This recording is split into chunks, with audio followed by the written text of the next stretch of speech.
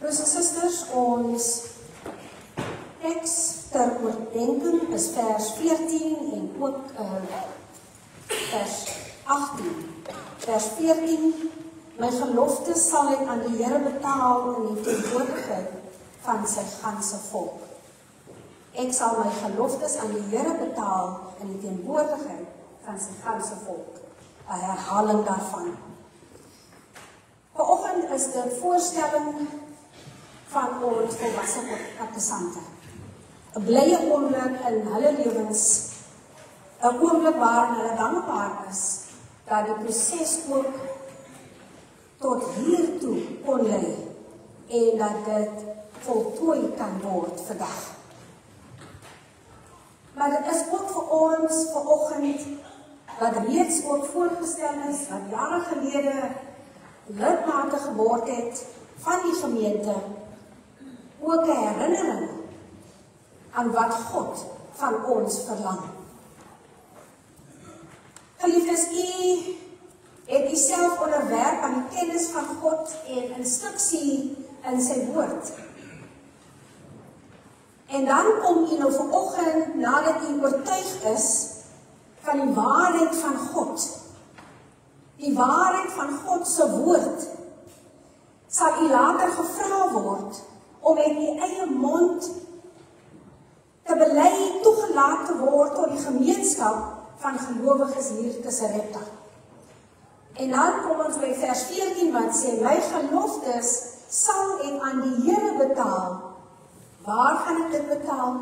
In die teenwoordigheid van sy ganse volk. Ons sien eerstens, broers en susters, dat wanneer ons hierdie gelofte betaal, is dit 'n publieke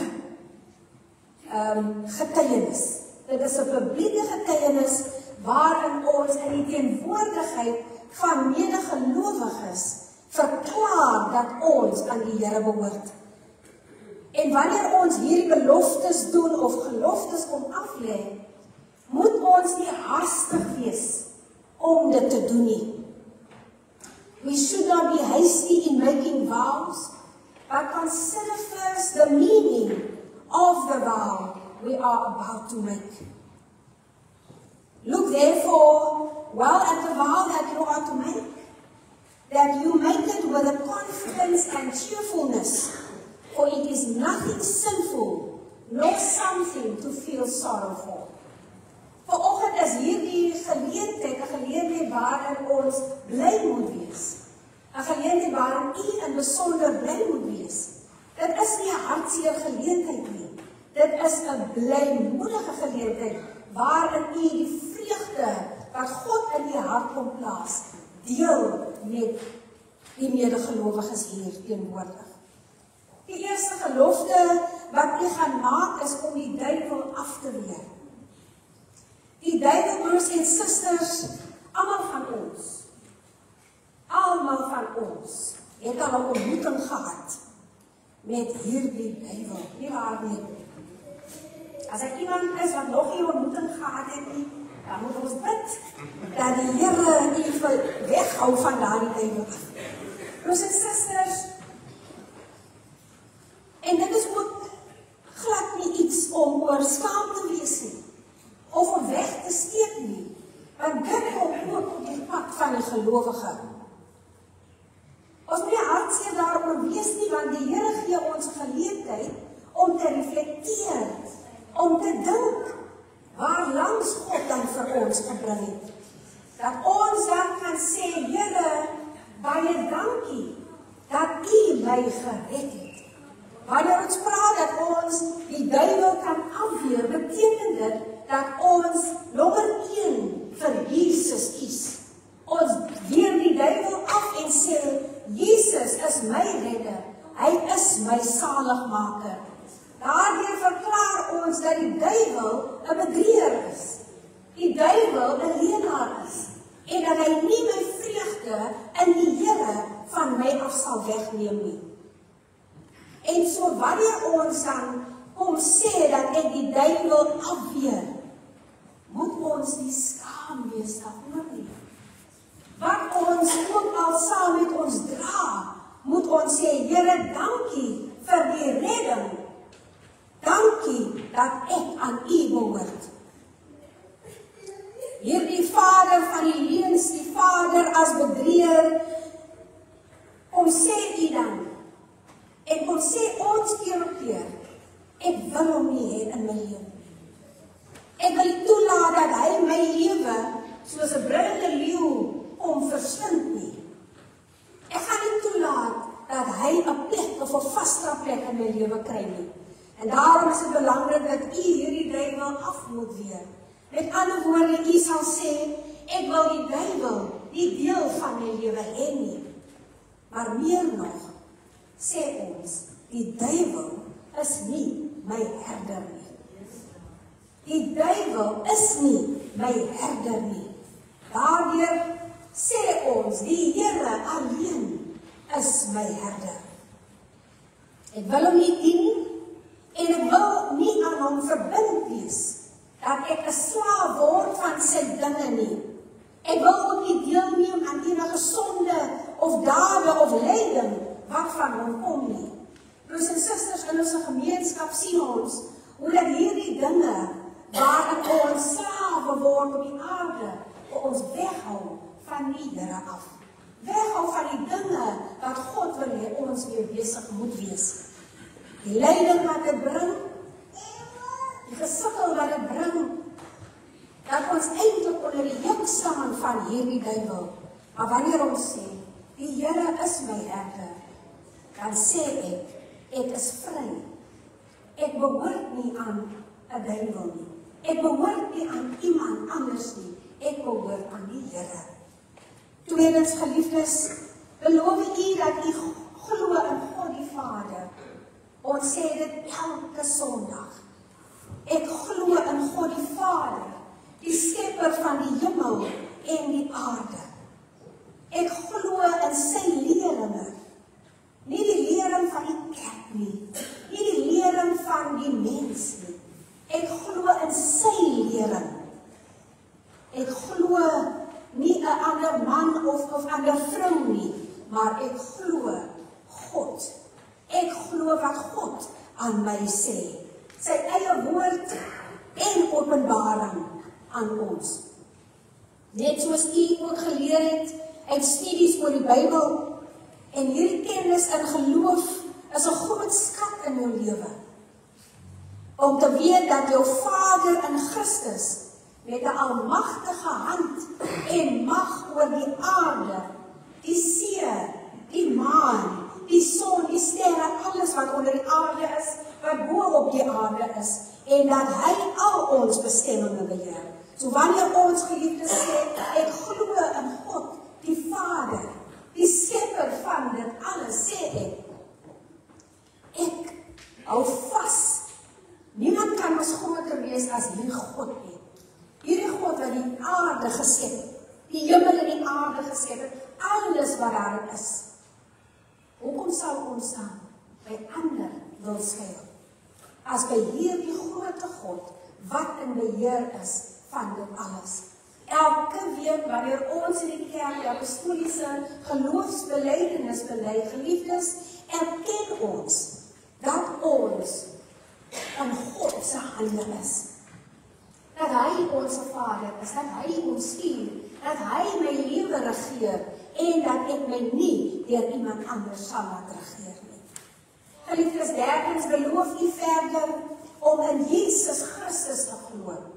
Hierdie Jesus wat sonde kom word het, en daarom mag oor die sonde, die dood en die mag van die duiwel het. Hy het die mag oor alles. Hierdie Jesus is jou Here, en hy sal jou gids wees, jou herder wees, jou meester wees, deur hierdie lewe en die lewe wat nog kom. Wanneer ek sê ek glo in Jesus Christus, dan sê ek glo in hierdie Jesus wat vir my verlossing van sonde bewerkstellig het. Ek glo in hierdie Jesus Christus wat kom sterf het, gelei het, sodat ek vryheid kan hê, dat ek verlossing kan hê. Broers en susters, ons moet nie te lig praat oor verlossing nie. Ons moet nie skaam wees om te praat oor verlossing nie. Ons moet baie duidelik kan verklaar by mense, tussen mense, aan wie ons behoort. En vanoggend is dit weer eens 'n herinnering dat Jesus Christus, wanneer ek sê, ek glo in Jesus Christus, dan glo ek dat hy my kom red. Hy is my verlosser. Verder beloof jy om te glo in die Heilige Gees. Elke punt van hierdie belydenis is gemeet, broers en susters, aan die skrifte. Daar is nie 'n belydenis wat ons aflê, wat nie skriftuurlik geanker is in die woord van die Here nie. En daarom, liewe volwasse katesante, weet u dus waaroor hierdie beloftes gaan. U dra kennis,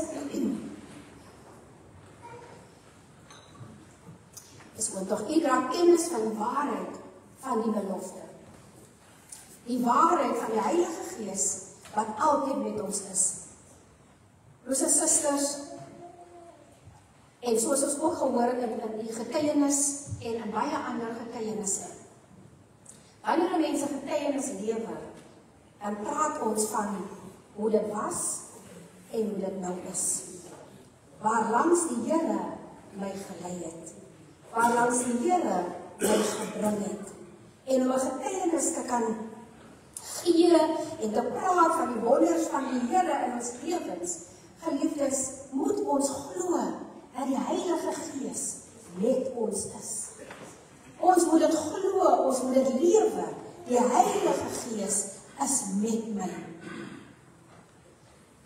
Sommige kere is dit nogal skokkend hoe dat ons hierdie groot en magtige God het, maar hoe dat ons geloof so baie klein is. Hoe dat ons vertroue in hierdie groot en almagtige God so wankel. Dat ons so onseker is. En hierdie oproep vanoggend, met die beloftes wat u gaan aflê, met die herinnering aan die beloftes wat baie van ons afgelê het, so net weer eens te sê hoe groot God is. Hy is magtig. Hy staan oor dinge. Geliefdes, ons kyk vanoggend hoe die Here magtig is in hierdie wêreld. En dan lyk dit vir ons asof die wêreld oorwin. Al lyk dit tye dat Satan oorwin. Dit is nie waar nie. Dit kan nooit waar wees nie, want die Here het die duiwel oorwin. God het deur sy seun Jesus Christus die Satan heeltemal oorwin. Ons behoort as sterk, gelowige mense daarin voort te kan beweeg. En dan laastens, geliefdes, sal u ook beloof wat u intensie is, deur die genade van God, om standvastig te bly in die belydenis van hierdie geloof tot aan die einde toe. Standvastigheid is ook iets waarmee ons sukkel. Standvastigheid is iets waarmee baie van ons gelowiges sukkel. Maar geliefdes, as u mooi hoor wanneer ons sê, ek glo in God die Vader, ek glo in Jesus Christus, ek glo in die Heilige Gees, kan ons deur te glo in hom standvastig bly. Want dan het ons koers, ons het rigting, ons weet waarheen om te loop, want Jesus bepaal dit vir ons. As daar dus nie so 'n intensie in jou hart is nie, of was nie, dan kan u mos nie 'n Christen wees nie. En daarom sal die Gees van God dus nie in jou wees nie. Soos Jesus gesê het, die Gees is gewillig, maar die vlees is swak. For I have the desire to do good, but I cannot carry it out. Therefore, we can only call that a degenerate soul, a soul without life, a soul completely dominated by flesh and the devil, if there be no will nor desire to serve God, who has called you out of darkness to his marvelous light. So, with all our good intentions, we can do nothing without the Lord. We would be lost if it were not that the Lord gives and upholds and brings to fulfillment these good intentions. As Jesus says, without me, you can do nothing. Therefore, in making your vow today, you are not asked to trust in your own strength to keep this vow, but in the grace of God. When Peter vowed that he would not deny the Lord, and if he were to die with him, Peter was trusting in his own strength.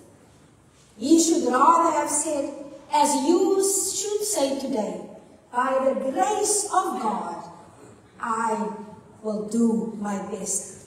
And his subsequent fall shows the weakness of all human strength and resolutions to stand in the hour of temptation. As hy net gesê het, ek doen dit alles in u wil, Here, sou dit heeltemal anders gewees het. Ask the Lord, therefore, who hears your prayer today, to stand by you in every hour of trial and strengthen your weak knees. Geliefdes, nou dat u gehoor het aan die belofte wat u op hierdie dag gaan maak, mag u dan sê, soos vers 14, soos die psalmis gesê het, my geloftes sal ek aan die Here betaal in die teenwoordigheid van sy ganse volk. Nie aan enige mens nie, maar aan die een wat sy lewe vir jou aan die kruis van Golgotha gegee het. En hierdie belofte word nie in 'n hoekie alleen gedoen nie. Dit word nie, is nie weggesteek nie, maar in die teenwoordigheid van God se mense. Op die skerm sal jy sien, ons praat van die openbare belydenis van geloofsaflegging. Dit is nie 'n secret nie, dit is 'n openbare belydenis wat ons dan doen, in die teenwoordigheid van sy ganse volk. En hierdie belofte doen u vandag, en daarom sal u behoort u vandag, en van vandag af altyd te kan sê, ek skaam my nie vir die evangelie nie. Die goeie boodskap is God se krag, dit red almal wat glo. Geliefdes, dit kom uit Romeine 1 uit. Deur en in al hierdie beloftes word u dan vandag verbind tot hierdie VGK se gemeente. U as 'n klein groepie het mekaar goed leer ken. Maar nou is dit amper asof u nou amper half losgelaat word in die groot en breë gemeente. En dit is hier waar die uitoefening van geloof in die gemeentelike opset getoets word. En dit is hier waar baie van ons faal nadat ons voorgestel word. Leer die medelidmate, medegelowiges ken. Vind uit waar u gawes kan inploeg. Dit is nie net ons is hier om te ontvang nie, maar ons is ook hier om te gee en te deel met mekaar waarmee God u toebedeel het. Soos u van ander leer, sal ander ook van u leer. Die gemeente van God is waar kinders van hom saamkom en saam die koninkryk uitbou. Ons doen dit nie alleen nie, ons wil dit nie alleen doen nie. Ons wil dit saam doen as 'n gemeenskap van gelowiges. En immers, die koninkryk waaraan ons almal 'n erfdeel het. Amen.